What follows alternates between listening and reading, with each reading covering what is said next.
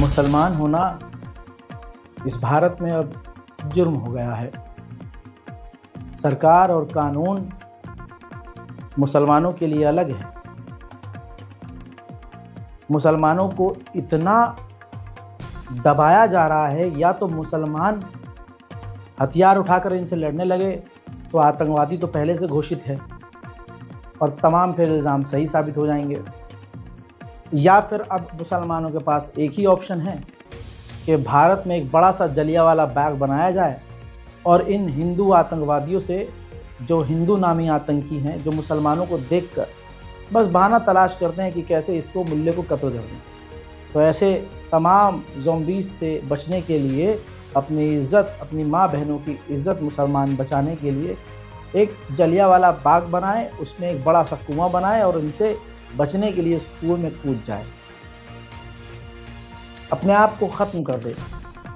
इसी में भलाई है। ऐसा माहौल बनाया जा रहा है। मुसलमान अब कहीं भी सेफ नहीं है, कहीं भी सेफ नहीं है, कहीं भी सेफ नहीं है।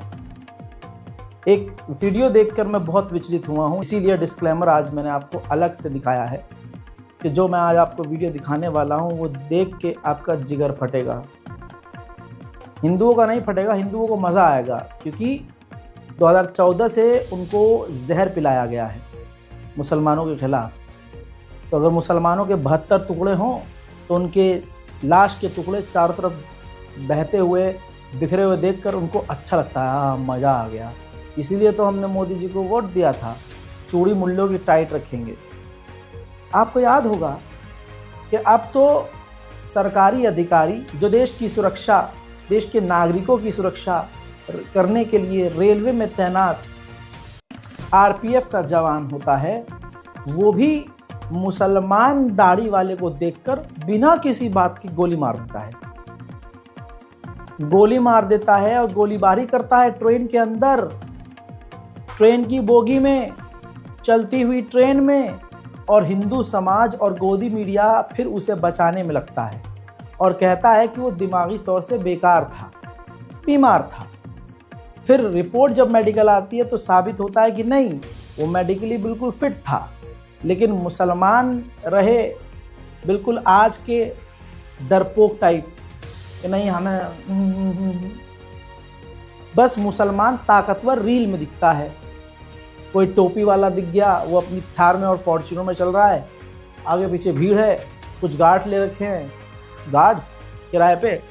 अब वो रील पे कोई बढ़िया इस्लामिक तुर्किश बीजीएम लगा हुआ है, आप और हम फैन हैं उसके। भाई क्या फैन है भाई, आया हैदराबाद से लौंडा यार, या क्या बोलता है बाबा, क्या बोलता है बाबा। अरे भाई ये तो मुंबई का हीरो है भाई, ये तो मुंबई में रहते हैं हमारे मुसलमान, ये अब्दुल भाई हैं, ये बहुत ज़बरदस्त बोलते हैं। कौम की आवाज़ क्यों है? कौम की आवाज़ क्योंकि वो फॉर्च्यूनर में चल रहे हैं और भीड़ है बहुत तगड़ी वाली, चारों तरफ फ़ैन है उनके। वो फ़ैन कहाँ से आए नहीं पता, और उन्होंने कौम के लिए इस मुद्दों पर, इन तमाम मुद्दों पर क्या किया है नहीं पता, लेकिन क्योंकि उनके 2.7, 2.5, 3.5, 4 मिलियन, 6 मिलियन, 1 मिलियन फॉलोवर हैं, तो वो कौम के रहनुमा हैं, युवा है भाई, युवा नेता है। मुसलमानों की यह आवाज़ है। क्या आवाज़ है? जो मेन बात पर ना बोल सके, जहाँ बोलना चाहिए वहाँ पतली गली से निकल जाते हैं ये युवा आवाज़। हजरात मोहतरम, रेल के अंदर भी अब मुसलमान सेफ नहीं है, ये सबको पता चल चुका था, लेकिन इतना अनसेफ है आज पता चला। एक वीडियो वायरल हुआ जिसमें एक मुसलमान व्यक्ति, मुसलमान इंसान, बुजुर्ग इंसान ट्रेन के अंदर, मौलाना है वो, ट्रेन के अंदर वो गुजरात जा रहे थे राजस्थान से अपने मदरसे के लिए चंदा लेने के लिए, और वो ट्रेन में बैठे हुए थे और कुरान पाक की तिलावत कर रहे थे। रमज़ान चल रहे हैं, मुसलमान ज़्यादा से ज़्यादा इस समय इबादत करता है कुरान पर। अब जिनको कुरान से तकलीफ़, जो सरकार और जिनके बाप दादा, जो आज जिसको बाप दादा बना रखा है इन लोगों ने, इस भीड़ ने, तो बाप दादा ऊपर बैठे हैं, हम जो करेंगे सब देख लेंगे। वो प्रशासन तो वैसे उनका गुलाम है, और प्रशासन जो खाकी वर्दी में आएगा वो भी सिन्हा होगा, सिंह होगा। कोई पठान वठान तो होगा नहीं, खाकी वर्दी में भी हिंदू आएगा। तो ये एक समाज को अच्छे से पता है कि हमें कुछ भी करना है हम कर सकते हैं। मुसलमान अगर हो तो मुसलमान तो जानवर से भी हमारे लिए आसान है मार देना, जैसे हम एक मक्खी मार देते हैं वैसे ही आज मुसलमान मार सकते हैं। तो ट्रेन के अंदर एक तो मुसलमान देखा तो पेट में मरोड़ हो गई, सीने में तकलीफ हो गई, ऊपर से दर्द यूं और उठ गया कि वो तिलावत कुरान कर रहा है, कुरान पढ़ रहा है, खुले में नमाज पढ़ रहा है, अरे कुरान पढ़ रहा है। कितना कमज़ोर उनका धर्म होगा और कितना कमज़ोर उनका दिमाग और दिल होगा कि दूसरे धर्म के लोगों को देखकर इनकी आस्था हिल जाती है। लेकिन ये क्या ही कर सकते हैं, आस्था पर तो नहीं बोल सकते भाई कुरान क्यों पढ़ रहा है, नमाज क्यों पढ़ रहा है, हालांकि कई जगह ये बोलते हैं, लेकिन फिर ये बहाना तलाश करते हैं कि इस मुल्ले को कैसे पीटा जाए। तो ज़बरदस्ती मुसलमानों से पंगा लिया जाता है। अब ये एक चीज़ ट्रेंड बन चुकी है। तो राजस्थान से गुजरात जाने वाले एक ट्रेन में मुसलमान एक बुजुर्ग व्यक्ति मौलाना बैठे कुरान पढ़ रहे थे, परिवार भी साथ में था। हजरात, उस पर एक महिला ने आरोप लगाया कि ये मुझे छेड़ रहा है, ये मुझे बुजुर्ग छेड़ रहा है। और इसके बाद उस बुजुर्ग को बिना किसी सबूत, बिना किसी की सफाई सुने दनादन और दनादन ऐसा पीटा गया कि आपका दिल लरस जाएगा। मुसलमानों से कहूँगा कि तुम्हें अपने बाप की कसम इस वीडियो को शेयर करना, क्योंकि इसकी जगह ये भी किसी का बाप होगा।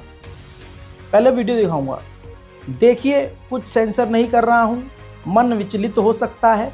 वीडियो अगर आप देख रहे हैं और आप कमज़ोर दिल के हैं तो वीडियो मत देखिएगा, बच्चों के साथ हैं तो वीडियो मत देखिएगा, क्योंकि एक बुज़ुर्ग को किस तरह से पीटा जा रहा है कमज़ोर दिल वाला नहीं देख सकता। उसके अंदर जो समाज मुसलमान को पीट रहा है, उनके आँखों में हैवानियत मुसलमान के लिए है, इस्लाम के लिए नज़र आ रहा है। सिर्फ उनको बहाना चाहिए था, बहाना बनाया गया और पीटा गया। सिर्फ इतना ही नहीं, आप आवाज़ पर ध्यान दीजिएगा, जो एक औरत दिखने वाली एक लड़की है, जो कि लड़की नहीं हिजड़ा है, आवाज़ से पता चल रहा है और उसकी लैंग्वेज से भी कि ये संस्कारी ही है। और संस्कार आजकल के कैसे हैं वो आपको पता है। और आप अक्सर रेड लाइट पर हिजड़ा समुदाय होता है, जो हिजड़े को हिजड़ा ने बोला तो क्या बोले भाई हैं, तो आप ऐसे लोगों से टकराते हैं तो आपको आवाज़ से ही और उनकी लैंग्वेज, बॉडी लैंग्वेज से ही पता चल जाता है कि हाँ ये महिला तो नहीं है। तो ट्रेन के अंदर किस तरह से षड्यंत्र रच के एक मुसलमान मौलवी को रमज़ान पाक के इस महीने में तलावत कुरान करता हुआ देखकर हिंदू भीड़ ने बुरी तरह से पीटा, इल्ज़ाम लगाकर। अल्लाह अकबर। देखिए, चेस्ट पे आपने हाथ लगाया लेडीज को, लड़की चिल्ला रही है कि मेरे चेस्ट पे हाथ लगाया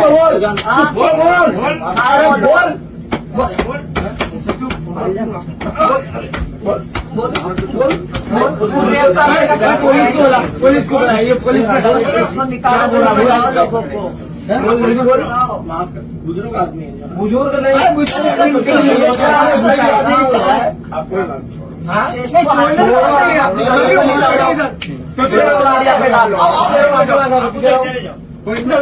जल्दी बोल काम करते हो। आज सोशल मीडिया पे बोलो ऐसे लोगों को क्या करना चाहिए, आप ही बताओ। ट्रेन में लेडीज लोगों को हाथ लगाए, ये सब क्या होना चाहिए? उम्र हो गया, इसके लौड़े पे मार, इसके लौड़े पे सीधा मार, ताकि किसी के पास सोने लायक नहीं रह जाए। तुम लोग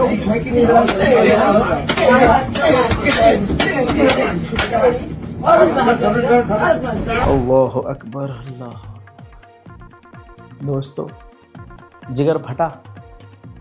शेयर करने को इसलिए कहा मैंने क्योंकि इनकी जगह आपके वालिद, आपके चचा, मेरे वालिद, मेरा कोई रिश्तेदार हो सकता है। क्योंकि अब भारतीय रेल में भगदड़ को तो मोदी और रेल मंत्री न रोक सके, लेकिन एक मुसलमान को पिटवाकर और उस पर खामोश रहकर तमाम जो मौतें हुई हैं भगदड़ में, सब पर जीत हासिल कर ली। अब हिंदू भूल जाएंगे महाकुंभ में क्या हुआ। नहीं, एक मुसलमान मौलवी की पिटाई ने सबके दिलों में ठंडक पैदा कर दी। ये वीडियो 3 दिन से वायरल है। कल परसों कवर मैंने इसलिए नहीं की क्योंकि मुझे पूरा यकीन था कि इस पर तो शासन प्रशासन जरूर कार्रवाई करेगा। हमें कानून पर पूरा यकीन है कि देर से ही सही लेकिन न्याय मिलेगा। लेकिन 3 दिन हो गए, इस पर कोई जानकारी न सोशल मीडिया पर है न प्रशासन के जरिए है। हजरात, गोदी मीडिया ने पहले ही मौलाना लोगों की इमेज को गिराया। योगी मोदी ने और इनके नेताओं ने माइक में बोल बोल कर मुल्ला मौलवी बोलकर इस वर्ड को नेगेटिव बनाया कि बस कोई मौलाना और मुसलमान का नाम दिमाग में आता है तो विजुअलाइज होता है आतंकी, विजुअलाइज हो जाता है कि भाई ये हमारा टारगेट है। रेल के अंदर जब आरपीएफ का जवान मुसलमान को गोली मार दे तो हिंदू भीड़ ये करेगी ही करेगी, इसमें कोई दो राय नहीं। जिगर, ऐसे दिल मेरा लरस गया, किस बौखलाहट से,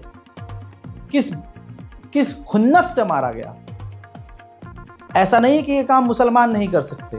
कई इलाकों में मुसलमान ज़्यादा होते हैं। अगर मुसलमान महिलाएं अपनी पर आ जाएं, मुसलमान औरतें ही अपनी पर आ जाएं और ऐसे ही चलते फिरते किसी हिंदू पंडित को पकड़ के इल्ज़ाम लगा दें या किसी हिंदू पर इल्ज़ाम लगा दें तो फिर उसकी क्या सुतैया होगी, क्या तोड़ैया होगी बढ़िया करके होगी। लेकिन मुसलमान इन फर्जीवाड़ों में, इन नफरत के सैलाब में कूदता ही नहीं है। लेकिन यही मुसलमान गलत हो जाता है।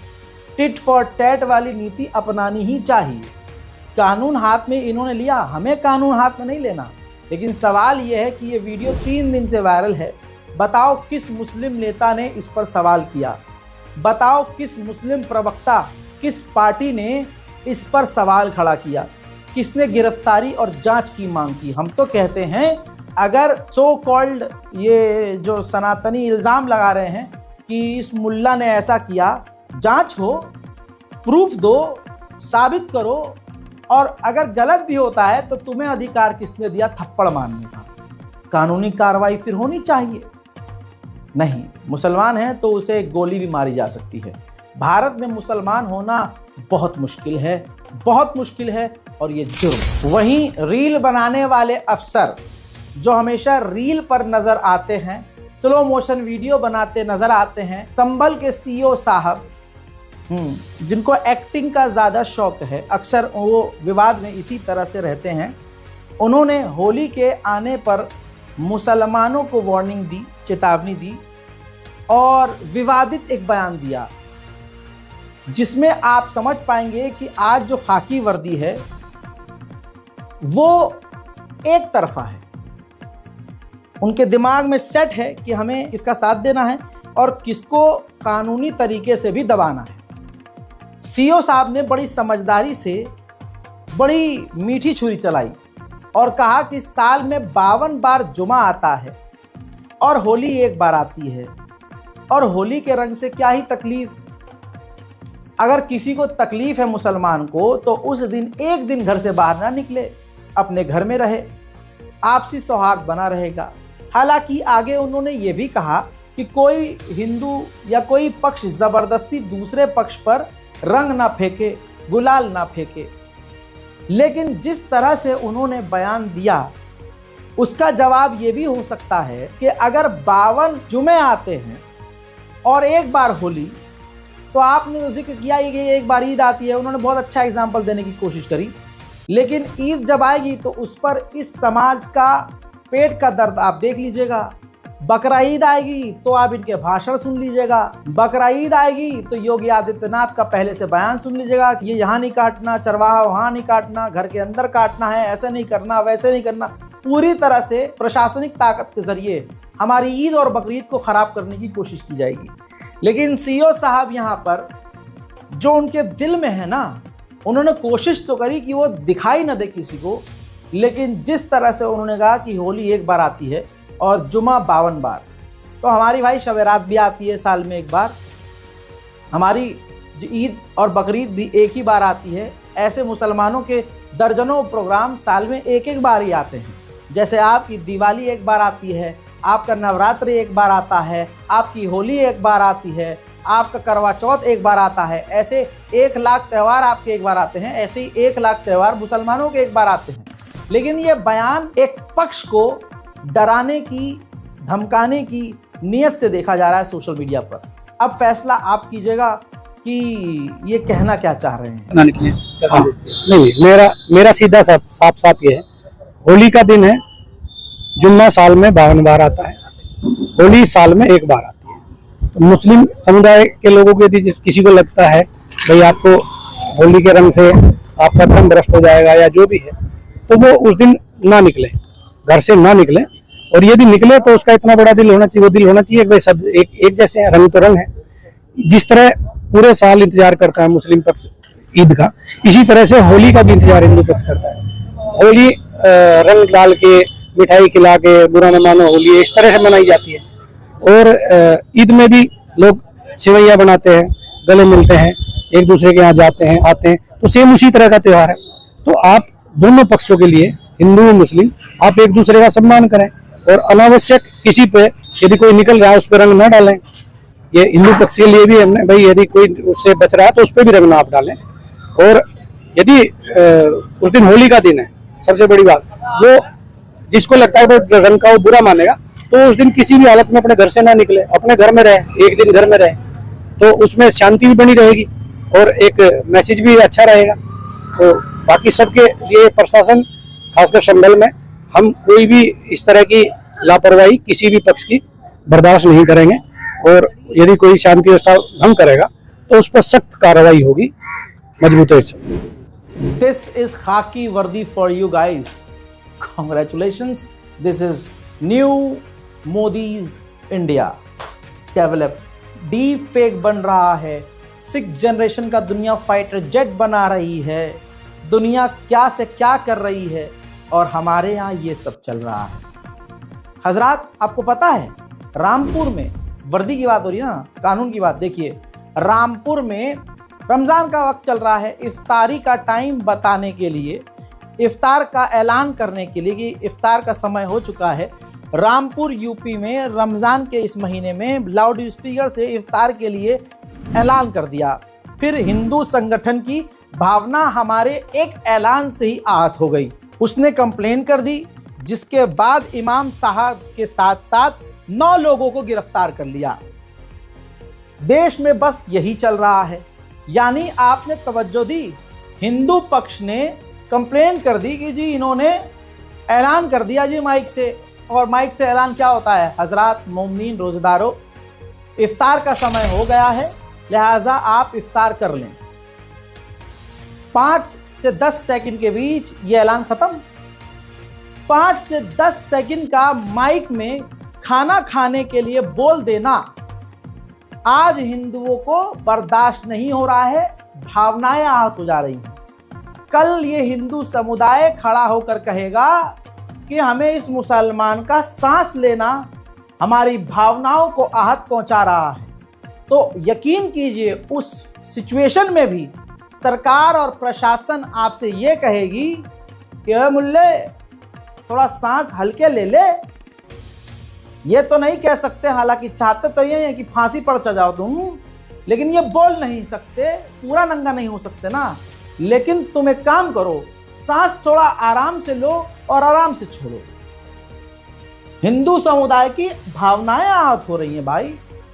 बताइए, ये चल रहा है देश में, जहां शासन प्रशासन को समझाइश करनी चाहिए, दोनों पक्षों को। जो ज्यादा उग्र हो रहा है उसको ठंडा करना चाहिए कि भाई ये कौन सा तुक हुआ, कौन सा तुक हुआ ये कि अगर 5 सेकंड का ऐलान कर दिया तो तुम कंप्लेन करोगे। मामला तो यही है कि शासन प्रशासन बहुसंख्यक दबाव में चल रहा है। अगर उनके समुदाय, उनका नाम का कोई गद्दार होगा, जो मैंने कल दिखाया था, ये देखिए, बहुसंख्यक नाम का भवानी सिंह देश का गद्दार निकला, राजस्थान में इसकी तैनाती थी, देश से गद्दारी कर रहा था, लेकिन कहीं भी मीडिया में ये नहीं आया। यहां पर हिंदू समुदाय की भावना आहत नहीं हुई, न होगी। लेकिन अगर मुसलमान आज मस्जिद से एक ऐलान कर दे तो हिंदू समुदाय की भावना आहत हो जाती है। मैं नंगा नहीं कर रहा हूं, ये तो प्रभु श्री राम ही नंगा कर रहे हैं तुम्हें, तुम्हारा दोगलापन दुनिया देख रही है। शासन प्रशासन ये है मुसलमानों के लिए। देहरादून में लगभग 11 मदरसों को इल्लीगल बताकर सील कर दिया गया, ब्लॉक कर दिया गया। लोकल लोगों का कहना है कि भाई पुराने मदरसे हैं और पुलिस ने गैर कानूनी तरीके से कार्रवाई की है।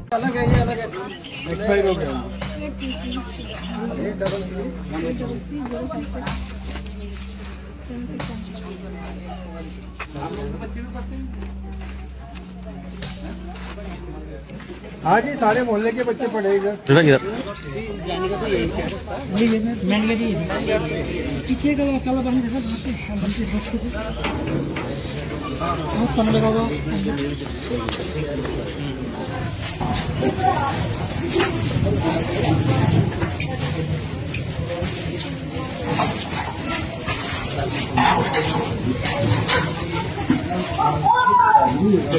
मेरा नाम अब्दुल सत्तार है।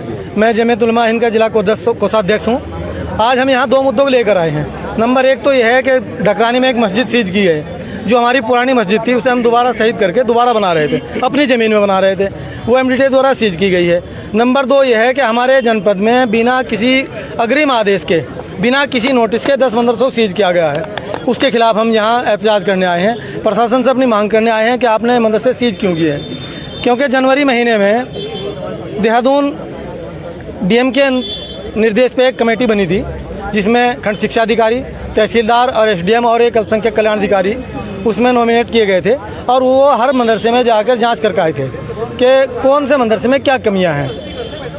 जब वो टीम गई, सब मदरसे वालों ने सहयोग किया जांच में। जो उनके यहाँ कमियां थी वो उन्हें बता दी, भाई हमारे यहाँ तो ये चीज़ है, हमारे पास मान्यता है, हमारे पास ये है, हमारे पास सोसाइटी है, हमारे पास ये है, हम ट्यूशन पढ़ाते हैं, जो भी पढ़ाते हैं, जो करते हैं, वो सब कुछ बता दिया। हम लोग संतुष्ट हो गए कि भाई जांच तो हो गई हमारी। प्रशासन ने हमें कोई नोटिस तो दिया नहीं, ना उसका कोई जवाब दिया अब तक हमें। लेकिन अभी अचानक ये हुआ कि शनिवार को सहसपुर, विकास नगर और हमारे ये पास में बिल्कुल सिंगल मंडी है, रेलवे स्टेशन के पास 2 जगह टीम जाती है और बिना किसी अग्रिम आदेश के वहाँ मदरसे को सीज कर देती है। तो हमारे कुछ साथियों की बात प्रशासन से हुई। प्रशासन ने कहा ठीक है, हम इस कार्रवाई को रोक देते हैं, और रमजान कोई कार्रवाई नहीं की। तो सत्तार जो रजिस्टर्ड मदरसे उनको सील किया जा रहा है, जो रजिस्टर्ड नहीं उनको किया जा रहा है, जो अनरजिस्टर्ड मदरसे हैं। देखिए, अभी मैंने इस साल मदरसा खोला तो बायलॉज के अनुसार पहले मुझे मदरसा खोलना पड़ेगा। उधर देवगढ़ राजस्थान में बहुसंख्यक समाज की उग्र भीड़ ने मुसलमानों को उकसाते हुए, बल्कि यूं कहूं सिर्फ मुसलमान नहीं, ईसाई और दूसरे समुदाय के लोगों को गरियाते हुए रैली निकाली और आपत्तिजनक नारे कि हिंदुस्तान में अगर रहना होगा तो फलाना फलाना और धमाका धमाका कहना होगा। दोस्तों, पहले ये वीडियो देखिए।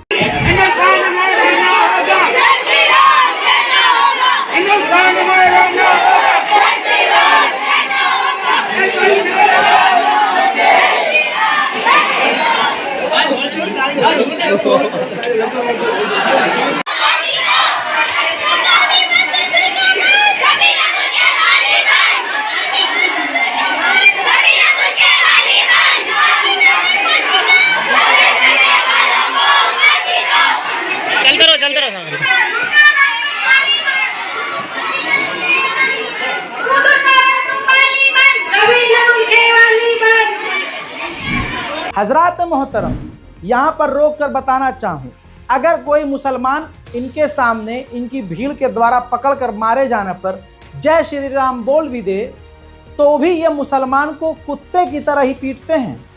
तो मुसलमानों से अपील है कि अगर भीड़ तुम पर अटैक करे तो ये कानूनी अधिकार है तुम्हारा कि तुम अपने हाथ पांव चलाकर चाहे जैसे मर्जी, कानून ये अधिकार देता है कि अपनी जान बचाइए, अपनी जान बचाइए।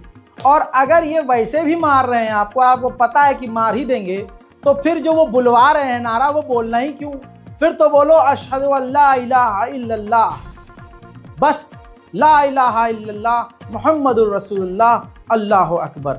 मारो जितना मारना है, कितना करोगे? मुसलमान अब यही कहेगा, गर्दन काटनी है काट दो, छुरा भोंकना है भोंक दो। यही हो रहा है, खुला खुला मुसलमानों को मारा जा रहा है। अगर आप देखेंगे तो चारों तरफ मुसलमानों को हर तरफ से दबाने की और मारने की कोशिश की जा रही है, दम घोटा जा रहा है।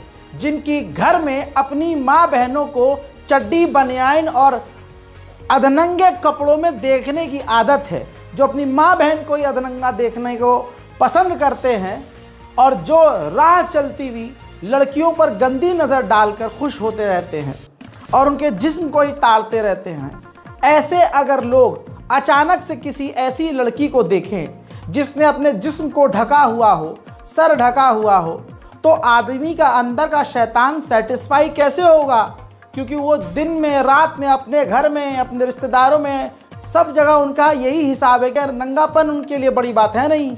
अचानक से कोई मतलब अगर नाली के कीड़ों को आप निकाल कर साफ सुथरी जगह पर डाल दोगे तो नाली का कीड़ा रेंगता रेंगता रेंगता दोबारा नाली में चला जाएगा, क्योंकि उसके हिसाब से वो नाली उसकी ज़िंदगी है, उसको क्या पता सफाई क्या है। ऐसे ही स्क्रीन पर दिख रही ये एक मासूम लड़की 12वीं क्लास की एक ये इस्लामी दीनी लड़की, जिस दौर में खुद मुसलमान लड़कियां नंगी हो रही हैं, ये हिजाब पहनने वाली लड़की अर्शिका गाजी 12वीं क्लास की ये लड़की परीक्षा देने के लिए गई, एग्ज़ाम देने के लिए गई मेरठ उत्तर प्रदेश में। BR इंटरनेशनल स्कूल परीक्षा केंद्र CJDAV का मामला है। हिजाब पहनने से मुस्लिम छात्रा अर्शिका को रोका तो DM से इन्होंने शिकायत करी। DM से जब शिकायत हुई तो प्रिंसिपल ने परमिशन दे दी, लेकिन जब प्रिंसिपल ने परमिशन दे दी तो चेकिंग टीम ने रोड़ा अटका दिया और कहा कि भाई फुल ड्रेस में आप हो लेकिन हिजाब क्यों पहना हुआ है। बयान आपके सामने। मैं क्लास 12th में BR इंटरनेशनल स्कूल की स्टूडेंट हूँ और मैं CJDAV में मेरा इस साल सेंटर पड़ा है 12th क्लास का। मैं वहाँ पर फर्स्ट एग्जाम देने गई तो उन्होंने कहा कि हेयर स्कार्फ पहना होता है। मैंने इस्लामिक हेयर स्कार्फ में हिजाब करती हूँ तो उन्होंने कहा इसे रिमूव करना होगा। मैंने इनकी बहुत रिक्वेस्ट की तो उन्होंने कहा कि CBSE ऑब्जर्वर्स जो आते हैं उन्होंने रूल्स के खिलाफ है, ये आप नहीं जा सकते। जबकि जो सर्कुलर मिलता है हमें स्टूडेंट्स को गाइडलाइंस, उसमें ऐसा कुछ नहीं है, सिर्फ प्रॉपर यूनिफॉर्म होनी चाहिए। मैंने यूनिफॉर्म कोड पूरा फॉलो किया था और सर ये तो फंडामेंटल राइट्स है हमारा कि हम कर सकते हैं रिलीजन प्रैक्टिस विदाउट एनी मतलब कुछ भी। अच्छा, प्रिंसिपल से मिले स्कूल के? जी सर। क्या बोले? प्रिंसिपल मैम से मिले, उन्होंने कहा कि मैं रिस्पेक्ट करती हूँ आपकी, इसकी आप पहनकर आ जाएं। हम पहनकर चले गए नेक्स्ट एग्जाम में। तो फिर यहाँ पर जो चेकिंग के लिए टीचर्स थी उन्होंने मना कर दिया और वो कहने लगी कि अंदर नहीं जा सकते आप। फिर हमने उनकी बहुत रिक्वेस्ट की तब जाने दिया और सर फिर स्कूल के टीचर का फोन आया, उन्होंने कहा कि नेक्स्ट एग्जाम में जाने नहीं देंगे वो आपको। अच्छा, हिजाब पहनने वालों में आप ही हो और भी लड़कियां हैं? नो सर, मैं सिंगल हूँ सर। तो कौन टीचर है, कौन है वो जो लोग आपको हिजाब पहनने से मना करती हैं? सर जो चेकिंग पर होते हैं टीचर। कुछ नाम पता है उन लोगों का? No sir. तो स्कूल के मैनेजमेंट से शिकायत करने के बाद उन्होंने कोई इस पर कार्रवाई नहीं की? सर प्रिंसिपल मैम से बात की थी हमने, उन्होंने कहा था, लेकिन वो कह रही थी कि आप प्रिंसिपल के साइन दिखाओ हमारे पास। मैम ने कहा था कि आप सिर्फ कह देना कि मैंने आपको परमिशन दे दी है। हम गए तो उन्होंने कहा कि ऐसे जा नहीं सकती, पहले साइन दिखाओ। लेकिन फिर कहने लगी अब तुम DM के ही साइन लेके आओगी तब भी नहीं जाने देंगे। आज आप कहाँ पर आए थे? Sir DM office. क्या बोले आप? DM साहब ने क्या आश्वासन दिया आपको? जब उन्होंने ये कहा कि पहले प्रिंसिपल से बात करो, फिर मैनेजमेंट से बात करो, अगर वो नहीं माने तब मेरे पास आना। तो आपने कहा नहीं कि हमने प्रिंसिपल से बात कर ली है? कहा था हमने, लेकिन वो कह रहे हैं कि पहले आप बात करो दोबारा जाकर तब आना। ये है भारत का कानून, भारत की न्यायिक व्यवस्था और ये एक बड़ा समाज मुसलमानों के लिए और ये उनकी सोच मुसलमानों के लिए। मोहतरम हजरात, कहने वाला संसद में खड़ा होकर कुछ भी कह के चला जाता है क्योंकि उसे पता है कि उसकी भीड़ गौमूत्र पीकर पगलाई हुई है। कुछ भी कह दोगे वो मानेंगे। वो भीड़ अब ज़ॉम्बी हो चुकी है। सोचिए, योगी आदित्यनाथ बिना किसी डर के खुल्लम खुल्ला संसद में बिना किसी वेरिफिकेशन के खुले में झूठ बोलकर फर्जी चीजें बयान करके जा रहे हैं और जो मुंह में आ रहा है बोल रहे हैं, क्योंकि उनको पता है कि अगले 50 साल तक प्रधानमंत्री मोदी ही रहेंगे और शायद CM साहब यही रहेंगे। बिल्कुल एकदम खतरनाक राजनीति है। लेकिन उनके झूठ को आज पहली बार गोदी मीडिया के एक बड़े चैनल ABP न्यूज ने खोल दिया है। लगता है कि ABP न्यूज को CM साहब की तरफ से जो मिठाई जाती है वो नहीं पहुंची है।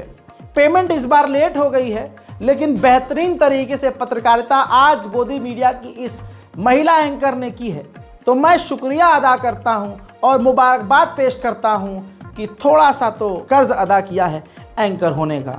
हालांकि मुझे डर है कि इसके बाद इस एंकर को जेल ना हो जाए, इसकी ज़िंदगी के लिए ख़तरा ना हो जाए और उसकी नौकरी ना चली जाए।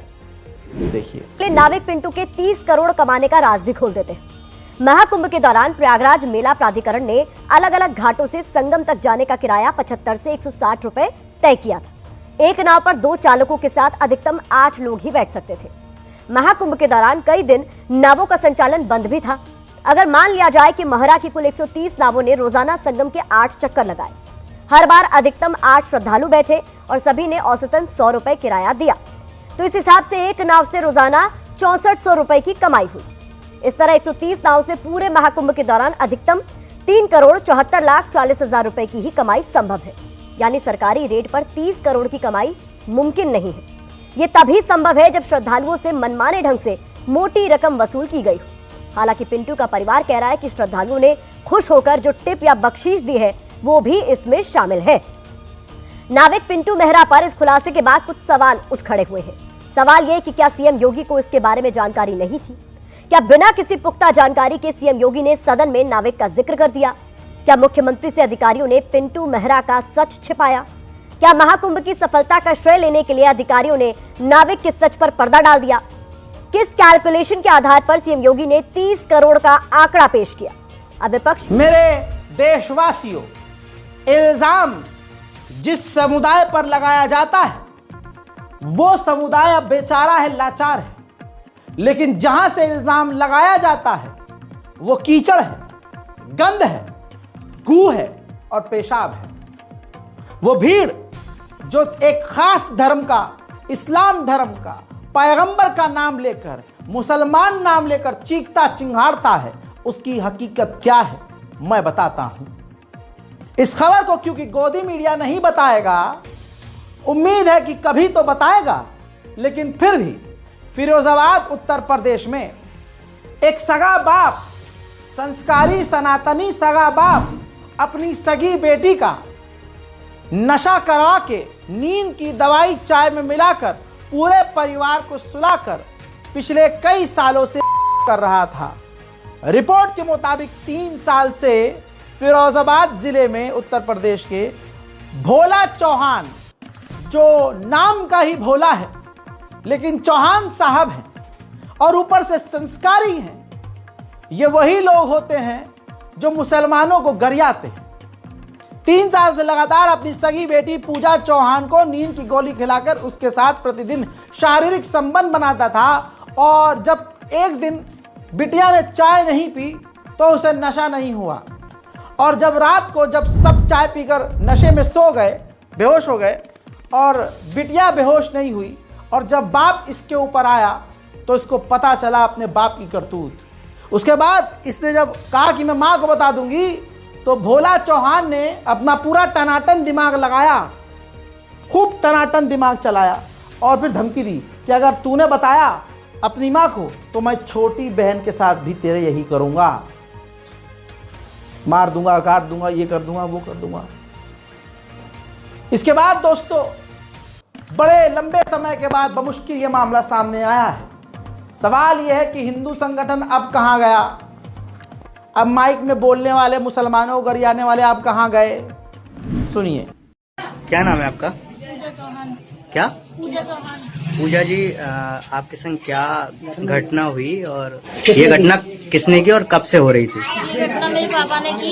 ये घटना 2-3 सालों से हो रही है और मैं मना करती हूँ तो मेरी छोटी बहन की धमकी दी जाती है। अच्छा, पापा का क्या नाम है? भोला चौहान। अच्छा, ये 2-3 साल से। तो आपने इसका कभी विरोध नहीं किया, अपने घर वालों को नहीं बताया? बहुत बार बोला भी है लेकिन मेरे पास कोई सबूत नहीं था और ये गोली नींद की गोली दे देते हैं पापा मेरे। नींद की गोली दे देते हैं? पापा आपके रियल पापा थे या कोई सौतेले पापा थे? रियल पापा थे। ये गोली दे देते हैं। मम्मी को नहीं बताया कभी आपने? मम्मी को भी गोली दे के सुला देते हैं। अच्छा, तो आपने विरोध किया, आपने कहा नहीं पापा मैं आपकी बेटी हूँ और मेरे को इस तरीके से मारते पीटते हैं, मना करूँ तो ये कहते हैं तू नहीं मानेगी तो छोटी बहन के साथ करूँगा। अच्छा, आज कैसे पता चला? आज लोगों को कैसे पता चला? कल मुझे चाय दी थी तो मैंने उस चाय को पिया नहीं। तो फिर क्या वीडियो वगैरह? मैंने अपने मतलब फोन लगा के रख दिया था एक साइड, तो मैंने वीडियो बनाई थी। फिर आज आपने पुलिस कंप्लेंट कर दी है? हाँ। अब दूसरी तरफ एक और सच समझ लो, डिस्कस नहीं कर रहा हूं, जल्दी जल्दी खत्म कर रहा हूं। पत्थरबाजी का इल्जाम मुसलमानों पर लगता है, लेकिन असली पत्थरबाज यहां है। ये वीडियो सोशल मीडिया पर पहले से वायरल है। मामला हजरात मोहतरम ये 5 मार्च का है, झाबुआ मध्य प्रदेश का। डीजे संचालकों ने पुलिस पर पथराव किया। जी हां, आपत्तिजनक नारेबाजी हो रही थी, ओवर साउंड पर डीजे बजाया जा रहा था। पुलिस ने समझाइश की, लेकिन ये सनातनी भीड़ नहीं मानी, ये संस्कारी भीड़ नहीं मानी। मामला अब यह है कि 32 नामजद सहित 150 अज्ञात पर मुकदमा दर्ज हुआ है, लेकिन इनके घर पर बिल्डोजर नहीं चलेगा। डीजे संचालकों ने इंदौर अहमदाबाद राष्ट्रीय राजमार्ग पर चक्का जाम किया। पुलिस की समझाइश के बावजूद भीड़ ने पथराव शुरू कर दिया। पुलिस ने 6 आरोपियों को जिला बदर करने का नोटिस जारी किया है। इसमें रवि डामोर, अविनाश डामोर, कमल डामोर, रामचंद्र डामोर, पिंटू डामोर और महेश पारगी शामिल हैं। वीडियो आपने देख ही ली है। गाने की वजह से और हुड़दंगी की वजह से मैं आपको कॉपीराइट के चक्कर में ये वीडियो अलग से नहीं दिखा सकता था, लेकिन इस नेशनल प्राइम टाइम में प्योर सच और एक कड़वा जहर। अब इस रिपोर्ट को अगर कोई मुसलमान शेयर न करे तो कल को मुझे मत कहना कि भाई साहब हमारे लिए बोलता कौन है। हाँ, कोई हिंदू आकर कहता है कि तू तो कट्टरवादी खबर बनाता है, तू तो फलाना खिलाफ खबर बनाता है। हाँ, मैं फलानों को खिलाफ खबर बनाता हूं, क्योंकि तुम्हारे पास हिंदू समुदाय के लिए 100 से ज्यादा न्यूज चैनल हैं जो सुबह से शाम मुसलमान विरोधी खबर चलाते हैं। तुम्हारे पैर के नाखून में जरा सा कट पड़ जाए तो उसको जूम करके सनातन पर हमला दिखाया जाता है। तो अगर एक कौम, एक मुस्लिम समाज, एक दलित समाज, एक ईसाई समुदाय, इनके ऊपर जुल्म होने पर मैं इनके लिए फ्रंट पर आकर बोलता हूं, तो मुझे कोई शर्म नहीं है ये कहने पर कि हां, मैं अल्पसंख्यकों के लिए ही बोलता हूं। तुम्हारे लिए बोलूं ना बोलूं, इनके लिए जरूर बोलूंगा। इस रिपोर्ट को शेयर कीजिए। तमाम रोजेदारों से अपील है, अपनी दुआओं में खासकर इस नाचीज को याद रखिए। जय हिंद।